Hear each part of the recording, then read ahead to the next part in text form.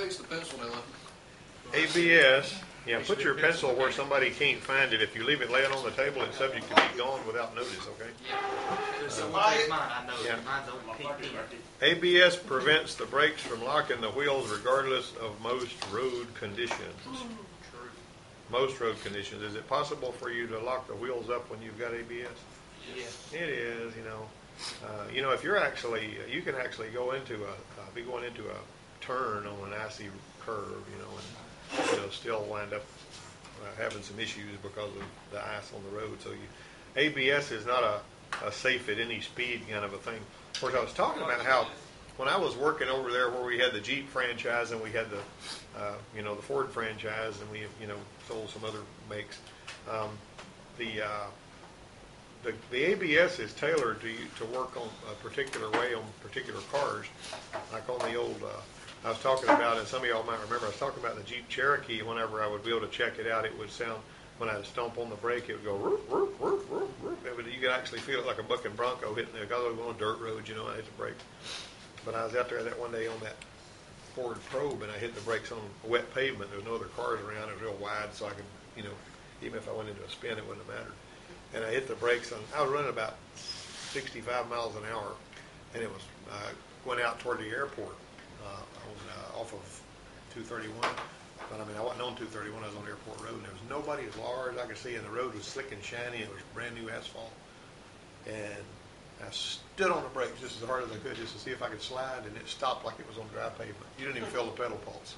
It was amazing. It was a sports car, though, so they're going to be different from an SUV, the way the ABS feels. Ready to go to the spin with it. Yeah, so, huh? I said you was ready to go to the spin with it. I'm ready for anything to happen because I'm a fertilizer peddler and I'm good at it. All right. When ABS takes over, it stops further application of hydraulic brake pressure to all wheels. So it shuts off all the hydraulic pressure to all the wheels? No, it doesn't do that. Matter of fact, it's just going to basically stop the pressure from going to the wheel or wheels that are sliding, and then it's going to let the pressure go back, and it's just pulsing it. If you could pulse your foot really fast like a robot, you wouldn't need anti-lock brakes if you always knew exactly when to do it. But you're seeing more and more of these vehicle dynamic systems dumbing us down. Something else that they do is, as far as steering and suspension goes, is they've got for years. I mean, since the mid '80s and probably before that in some cars I don't know about. They've had it where if you stood on the brake or if you jerk the wheel or if you go past a certain speed, the suspension gets firm. It actually has got the little actuators. They had little actuators on top of the shocks. And they were hooked to the rod going down inside the shock. And you've got this jelly, this glycerin oil or whatever going through these holes in between and they would actually turn this rod and it would close up some of those.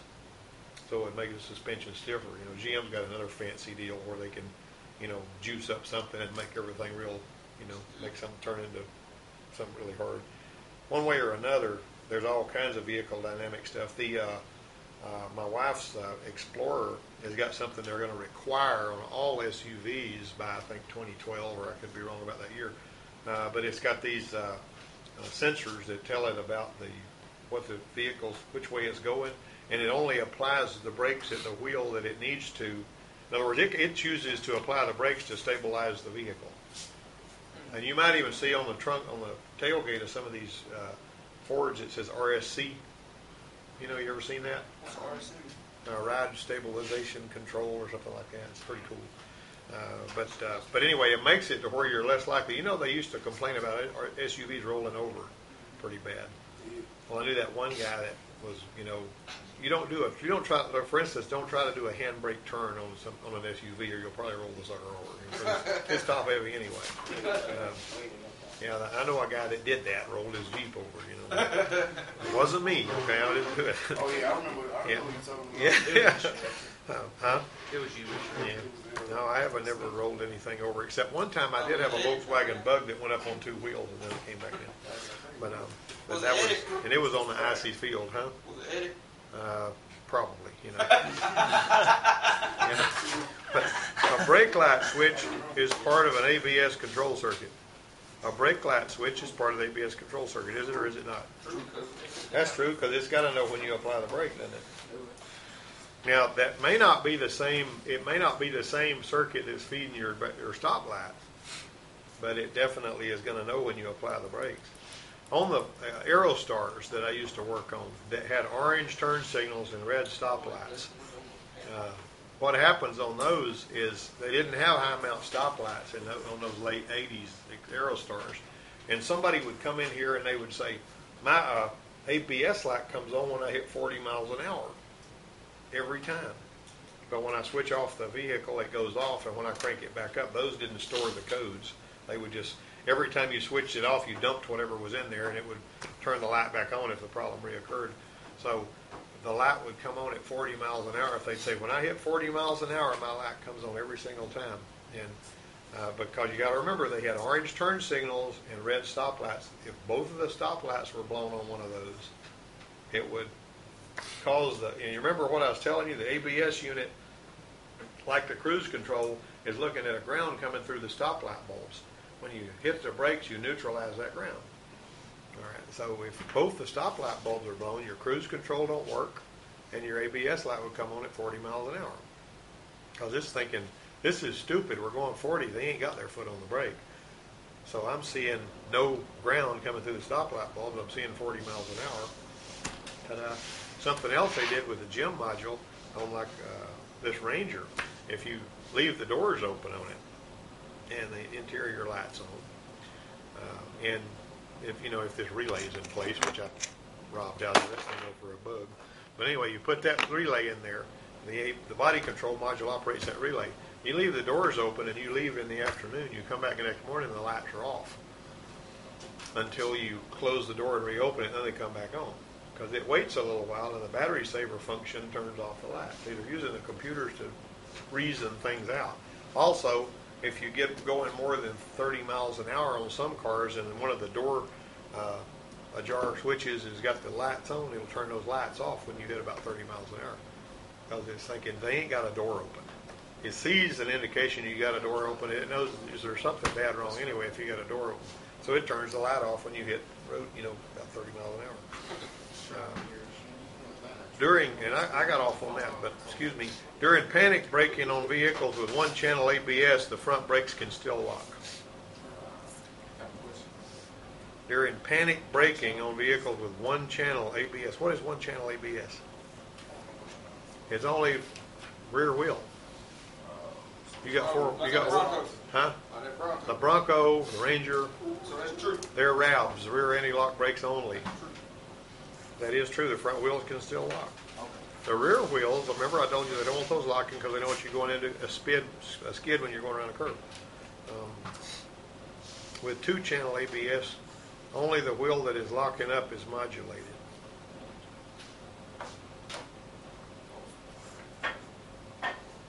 That's two-channel, right? That way it's looking at least at two wheels. If you got, well, let me ask you this. What is the GMC got on it?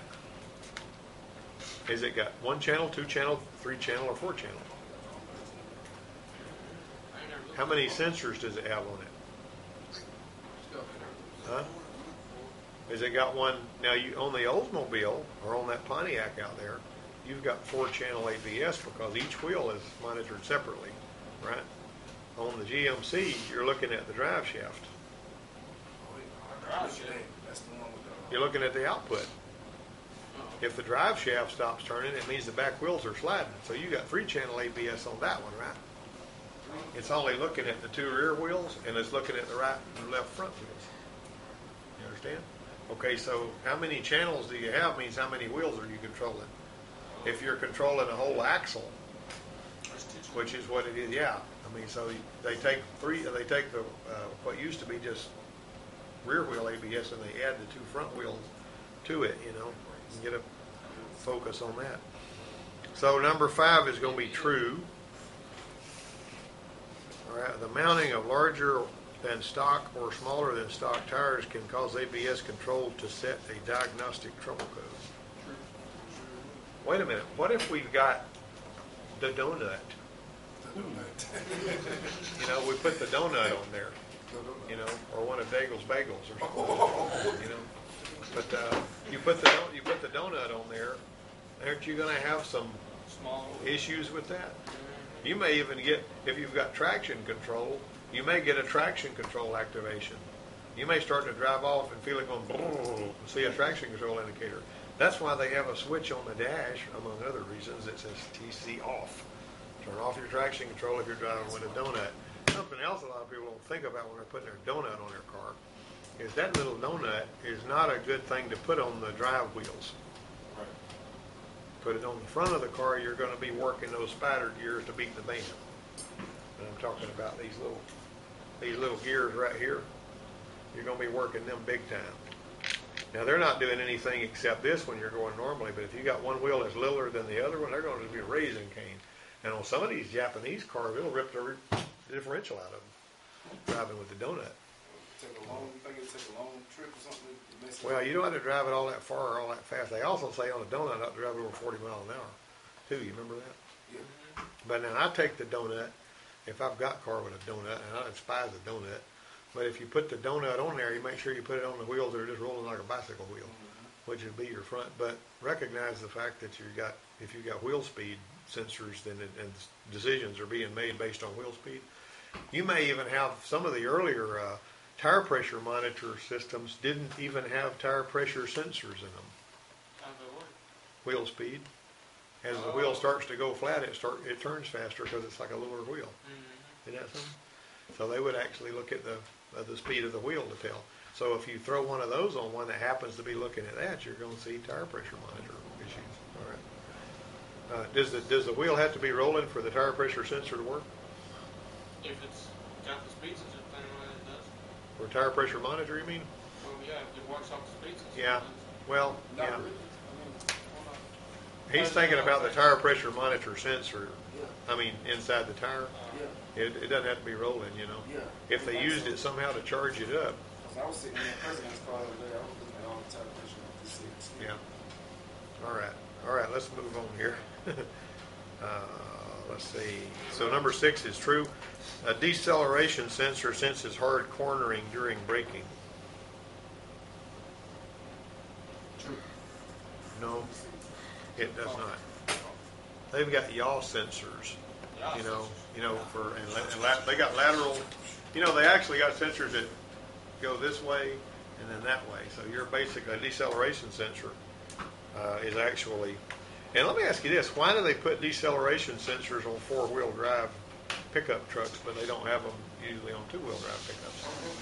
Yeah. I don't have no 4. I never had 4. Yeah. Well, on 4-wheel drive pickup trucks, you got entirely different situations going on there. You know, with 4-wheel drive, especially if you're in a 4-wheel drive situation, you want because your wheels may not all be turning the same speed in 4-wheel drive, so it has to have an additional input. It needs to know, it may see an indication that you've got a wheel that's sliding, but if it says, well, I see a wheel that appears to have stopped, but I don't detect that we're actually slowing down, so we don't need to apply our anti-lock brake. See, it's another input. About that. While operating in 4-wheel drive, the anti-lock brake systems on most 4-wheel drive vehicles with an ABS will continue to function. No. Typically, it shuts off your 4-wheel drive on some vehicles, not on all of them. That's why they say most. Oversteer is a condition that results when the front tires lose adhesion during cornering. True. No, that's not true. So that's understeer, right? Yeah, you've got there's actually, in your book, in there, do you have a thing on oversteer and understeer in that book there, Lauren? There's beautiful little illustration of that. Look at oversteer and understeer in there. And find that on it. It'll show you, it's going to be in your steering and suspension page. But you guys research that. I want you to be able to tell me the difference between oversteer and understeer. Because if I just feed it to you, you may not remember it. Okay? But look that up in your steering and suspension section. Number 10, in hard braking of a vehicle with ABS, the brake pedal, if the brake pedal feels to be kicking your foot away, you should what? A, know that it's an abnormal condition. B, discontinue applying the brakes. C, both A and B, or D, neither A or B. Neither. Oh, and R. Oh, no, it's neither.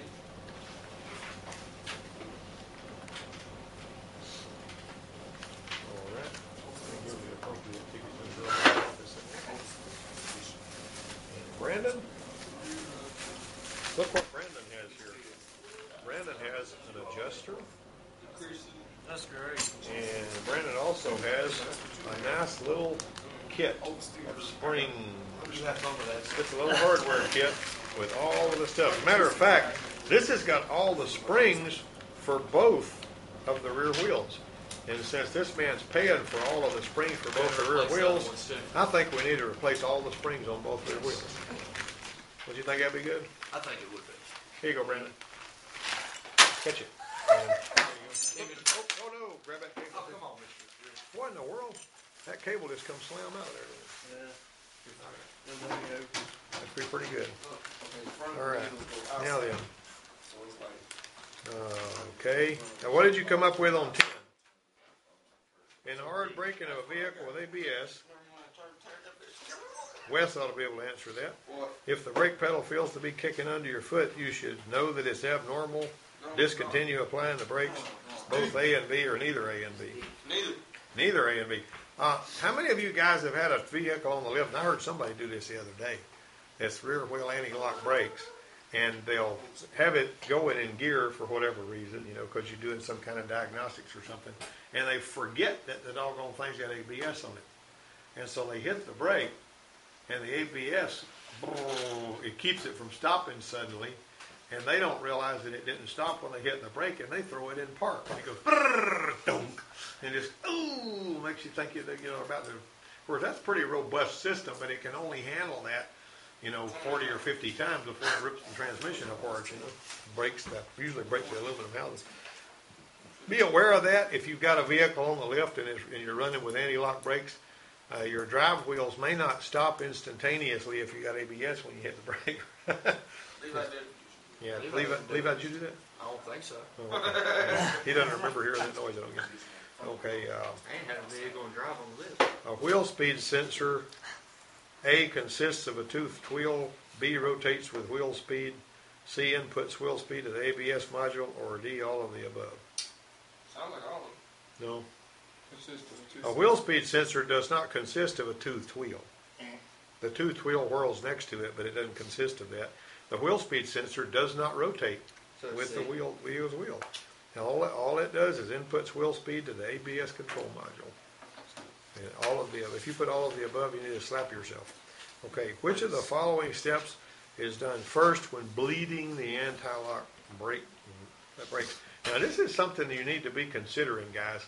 If you're bleeding the brakes and it's got ABS, don't go out there like it's going to be like every other brake system you've ever bled. Some of them you don't have to do anything special.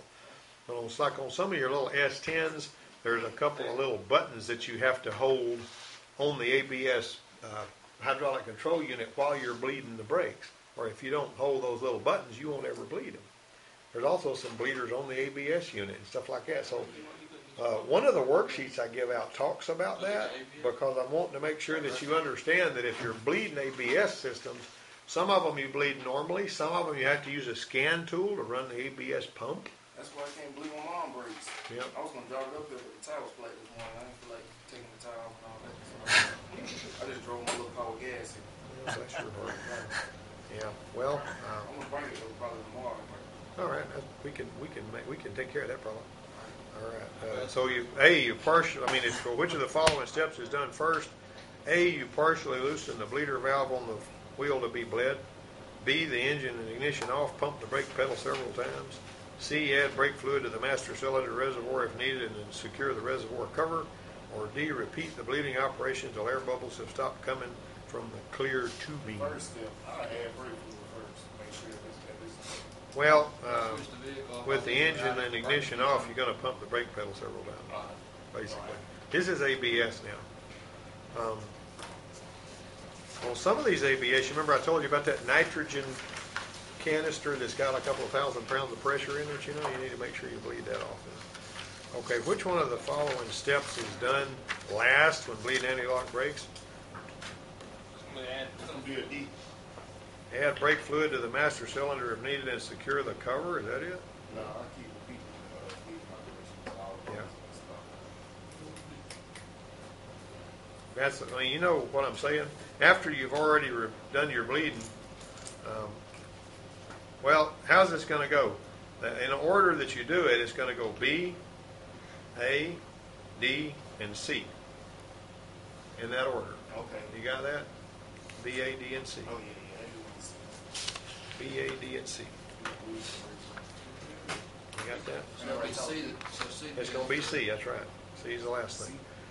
The one-channel ABS has separate wheel speed sensors for each of the rear wheels. Is that true? No, it's one channel. Independent lock-up control of the front wheels? No, because it's one channel. ABS only on the rear wheels? That is true. Or solenoids that open or close one or more of the hydraulic circuits. Well, my goodness, they've got two answers that could be right there. C and D could be both right. Ouch. What are we supposed to do with that?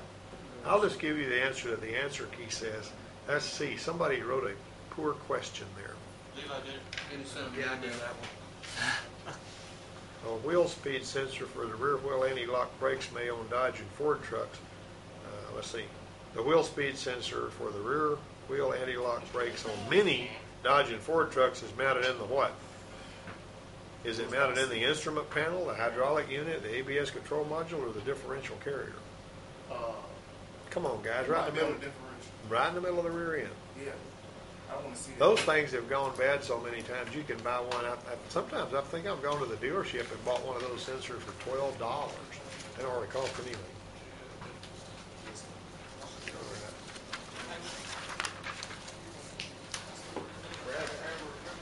Hey, what's the girl's name, Richard? Which girl? You helping? Oh, Latanda. Yeah. Yeah, Tanda. Her last part of her name is Tanda. The first part of it is Latanda, I think.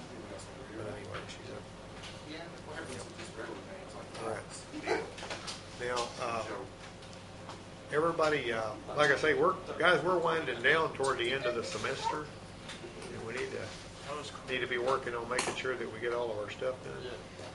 Makes sense.